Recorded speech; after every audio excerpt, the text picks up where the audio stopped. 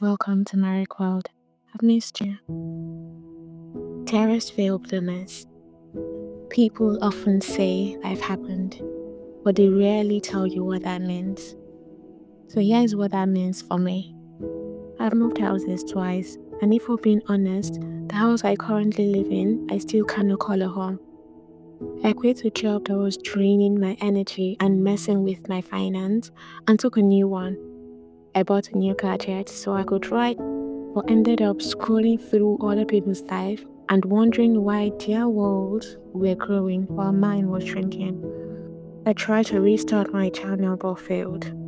I tried again but struggled with finding a balance between my new job and writing for myself. I thought I'd get used to it but never did. Each time I tried, I felt like a candle burning on both ends.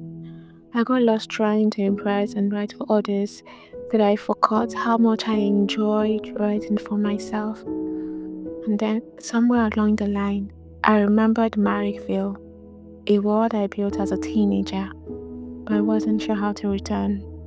How do you come back to a world you've abandoned? You start with the truth. I didn't want to admit that I was tired and struggling with carrying more than I could hold, and it hurt me to watch my YouTube channel appear stagnant. Although I've never been one to care about numbers and algorithms, I was worried that with the invention of AI and how fast it's progressing, the world would eventually not need stories like mine. And I feared that I had nothing new to say and was not interesting enough to keep anyone coming back. I feared that my little world, which you can hardly call a village, would be enough. How can a world made from a little girl's dreams and memories hold up against the trending videos all the time we're living? But that was until my mother sent me a message. Nam, good morning. Just listen to the part 1 of the Black Chapel again. When are we expecting part 2? You are indeed a great writer. And in a conversation with a friend, I told her about a fictional world I created as a child, and how there was a florist who was exceptionally good at tending to the flowers and the garden, and how beautiful everything was. The sunshine was glorious in the mornings, and the afternoons were colorful with blooming flowers and chirping birds. My friend said, I wish this place were real. I'd go there every day to run away from adulting for a bit. Without hesitation, I said to her, there is such a place, but I haven't been there myself in a long while. I'm not sure it looks as good anymore, but I'll check and let you know. Like I promised my friend, I did check. But the land was covered in weeds and wild plants. The rooms were filled with dust, and it felt like an abandoned world because it was abandoned. But not anymore. I've been visiting more often these days, cleaning the space and reworking things.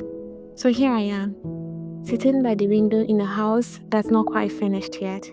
My desk is covered in books and teacups. There's a plant I haven't watered yet.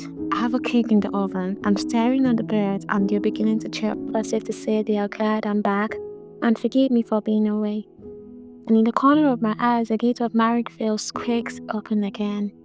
The bell above the bakery jingles. The gardener picks fruit from the garden for the baker to make fruit cake. The florist arranges an apology bouquet for those who have been away and those who are returning. The bellboy is back at the gate, waving to new visitors. The librarian wipes the dust off the shelves in the library and smiles at me with the kindest eyes. Everyone is getting ready and we're all happy to be back. This is MarrickVale. A wall I built for solace, a place where the sky is always the right shade of blue or golden. A village built by a little girl with nostalgia and peace, a vacation for the soul. And you're always welcome here. We'll share stories from the people who live in this world, like the gardener, the baker, the child who talks to birds, and stories from the people who live outside of this world. Thank you for being here, for waiting and finding your way back. I promise not to disappear again, but if I do, if life grabs me by the wrist and pulls me away for a while again, know this, when you need rest or a vacation for your mind, you know where to come to. You're always welcome at MarrickVale. There'll be bread in the oven and daisies in the garden. You just have to find your way back. From Marrick, guardian of the Vale. Would you visit again?